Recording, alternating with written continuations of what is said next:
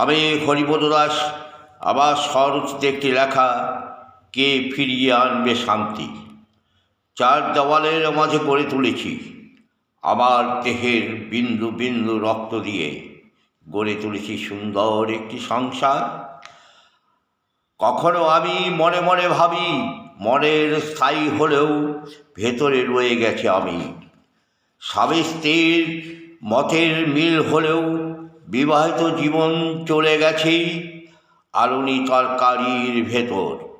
যেমন চিনি ছাড়া আর চা পাতা ছাড়া, দুধ ছাড়া চায়ের মতো।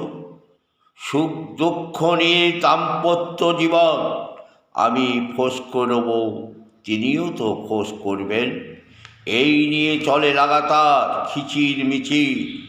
এরই নাম সংসার, এটাই জীবন। আর দুজনের দুরকম মত, এখানে কি ফিরিয়ে আনবে শান্তি। নমস্কার।